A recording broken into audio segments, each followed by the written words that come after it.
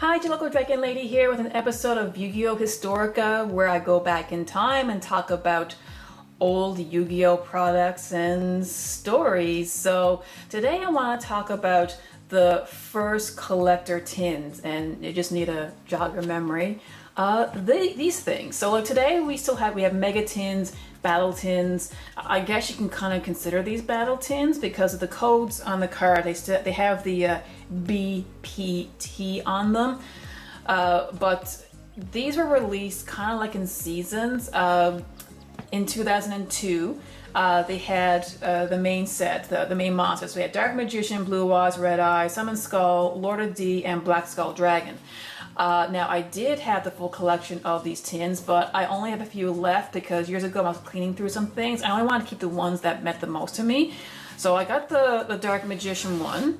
I also have the Red Eyes Black Dragon. When it comes to collectors' point of view, this is apparently one of the most sought after tins, like just the empty tins by themselves. Now I still use them for storage, but I do keep them in my mini card closet, literally, to keep them in good shape. And I have the Black Skull Dragon. This one is not in the greatest shape, but you know, it still serves its purpose. For some reason, like anything that involved Jonochi's monsters, I don't know, like if they were short printed on purpose or people found more value in them, but yeah, that's I'm not exactly sure why. So these were all released in the first bunch of these were released in 2002. I did buy the second season of them though in 2003, although I only ended up keeping one while going through my stuff. That would be the Blue Eyes, obviously. And it's not just because it's Kaiban Blue Eyes White Dragon. This is the actual tin that I purchased, and I used this to carry my dual gear around. So every time I went to my locals, this tin came with me. It contained my deck, it contained the rule book, playmat, even though I didn't use it, calculator, pen, paper, coin, and dice, whatever I needed. So yeah, you see me with this tin, I'm ready to duel. When I got back into the game in 2018, I kind of did the same thing. When I updated my deck, this contained my deck, contained a bunch of sentimental or rare cards, still had a calculator, things that I needed. So when I showed up to the locals, they saw me carrying this thing around, and the people who recognized me weren't surprised, but the duelists who didn't know me, they were like, wow, she's got the old school stuff, right? And I had to remind them, well, listen, like I played this in 2002, retired in 2004, so I have my stuff. It's really, really old. So everyone was super curious. Oh my God, what do you have in this thing, right? Like they were looking through my deck, looking through my cards, like, oh my God, there's so many memories. So, and that's what I'm about.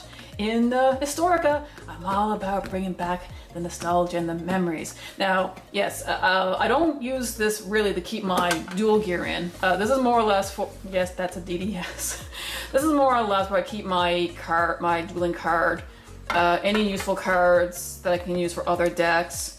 And this side here is all my more valuable cards, but we'll talk about that another time. But yes, this is where my DDS stays. So now when it comes to, now we all know with these tins, they all come with a promotional card, and naturally they come with the card that's featured on the tin. So let's take a quick look at all these because I have the full set here. So the first one is the Dark Magician. Let's just zoom in on these. There we go, much better. Okay, so the first one is the Dark Magician, and these are all printed in Secret Rare, and their code is a BPT. So Dark Magician is 001.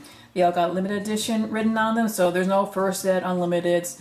They're just limited edition. And people really wanted these tins because, you know, if they missed out on the LOB set, for example, this was a guaranteed way to get those cards, not just to play, but because they were in the show. So, you know, Dark Magician is the ace monster of Yugi.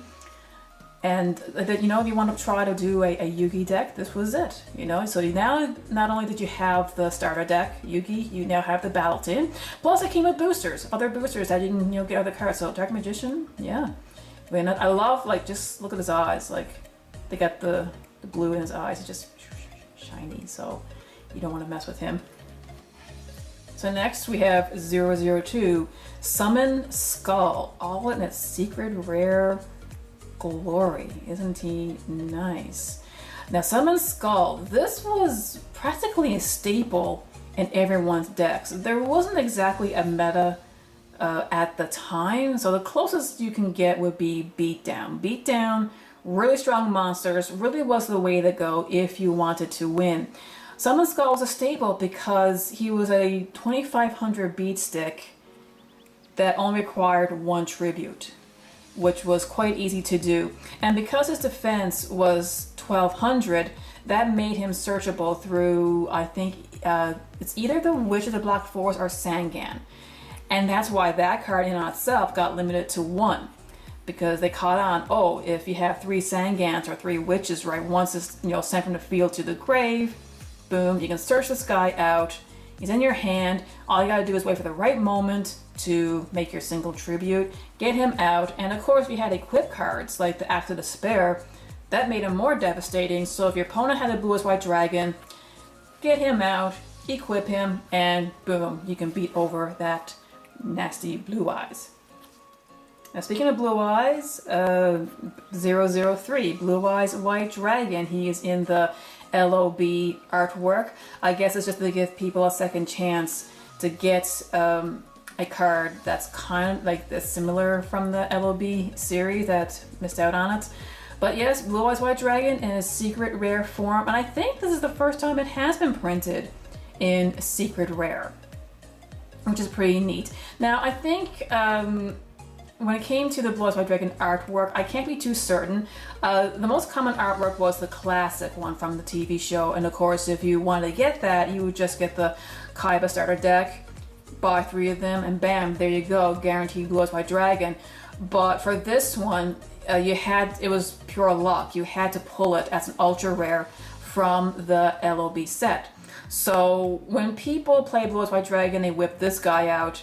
Not only is he super sparkly, but different artwork. So people, I guess you can just impress your opponent. Hey, Blue Eyes White Dragon, it's the one with all the teeth. Really angry, teethy claw one. But today, when it comes to the Blue Eyes artwork, most people seem to like the classic one, the one from the show. And if memory serves me correct, I think Blue Eyes White Dragon is the card that has the most variants of artwork. I think, because I know Dark Magician has quite a few, and so does the Red Eyes. Red Eyes has a couple different artworks for him too, and Dark Magician Girl. But yes, yeah, people would go for the Sin, another guaranteed way to get the Blue Eyes White Dragon. So moving on to 004, the Lord of D. Now naturally I wanted this card too, because that's what my Champion Dragon deck was all about. It was mostly revolved around getting the Lord of D out. You get the flute, and you would call out 2 dragons. And Lord of D, he has 1200 attack, 1100 defense, so he was searchable through both the Witch and Sangan. So that was really good. And of course, with cards like Pot of Greed, Graceful Charity, and Cyberjar that were illegal at the time, it increased your chances of digging into your deck to get this guy out. So yes, I definitely bought 3 tins, I believe, to get 3 Lord of D, because in the starter deck Kaiba, he was only super rare, but me, I was all about, the dragon deck was my baby, so I really wanted to rarely bump these guys as hard as I could. So yeah, 3 secret rare Lord of D's. Very nice and very pretty too. He's got the nice purple, the glow around him. And anyone who saw me just normal summon this guy, most of the time it would be game. The only way they could really stop it is they had like a trap hole or something to negate his summoning and, send him to the grave. But if this guy came out and people did not have a response for him, well, normally either be 2 Blue Eyes, Tyrants, or Trihorns coming out. So, and he had decent protection as long as he's on the field. None of your dragons could be targeted with anything. So even if they didn't trap hole this guy, but they try to trap hole the Blue Eyes, that wasn't happening. So, yes, so 004, the Lord of D. So let's go to 005, Red Eyes Black Dragon. This, man, everyone wanted this guy. It's the original artwork. Can't go wrong with that. Again, there's different artworks of the Red Eyes Black Dragon. People claim that, I think a lot of people like this one the best. Personally, my favorite one is the secondary artwork. I think I've first seen it on the Japanese versions. It's the one that has the red glow behind him. But yes, the Red Eyes Black Dragon, just like the Blue Eyes, this is the first secret rare printing of this guy. So people were really excited. And of course, people missed out on getting him in LOB. So this was their chance to get him out. Now, the starter deck, Jonochi, gosh, my memory stinks. I'm not sure if he was included or was at the Jinzo. I don't know. I do know the Jinzo was included in the second set of these battle tins, and people went nuts. It was a guaranteed way to get a Jinzo. But the Red Eyes Black Dragon, most people only wanted this card because of the anime, very collectible, but as a something you can use in a duel, not so much. I mean, even me with my dragon deck using the Lord of D and the Flute to get quick dragons out, I didn't use him at all because he was a 2400 beater, which wasn't really that great for a beatdown dragon deck. I mean, sorry Red Eyes fans, it just wasn't. Your best bet was to go for the Blue Eyes, Trihorns, and the Tyrants. Tyrants and Blue Eyes was my primary cards for that deck. But Red Eyes, oh yes, like it was still nice to look at. Very, very good. Now the last one, 006 for 2002, was the Beat Skull Dragon. Yep, secret rare printing. Now, yeah, you can tell, well, not a lot of glitter to be seen in this one. Okay, there you go. Nice glitter. Background claws mostly. Yeah. Was this one ever played? I haven't seen it personally, and I don't know if any of you remember your time at the locals years ago. Remember anyone playing this one? Let me know, because fusion decks weren't exactly viable back then. It was mostly like the luck of the draw, and you know, if you had a way to search polymerization, it would have been easier. But in the very early days, not really. You had to hard draw into polymerization. But yes, like you could search out the Summoned Skull via the Sangan or the Witch. Again, I can't remember which one. But I mean, if you could manage to get this guy out, first of all, you know, your opponent would be like, oh, cool, you actually focused the deck on doing that. But second is 3200 attack, which was crazy. So if your opponent got their Blue Eyes out, bam, you can beat over it. And it's even worse if you equipped him with an Axe of Despair, which was a staple back then too. So you can pretty much get almost any vanilla type monster out, boost it up, and there you go. You can attack for a game in some cases. And that was my look back on these Battle Tin cards, collector tins 2002. So what do you think? Let me know in the comments below. And as always, remember to be a good sport, play the game, not the fame. See ya!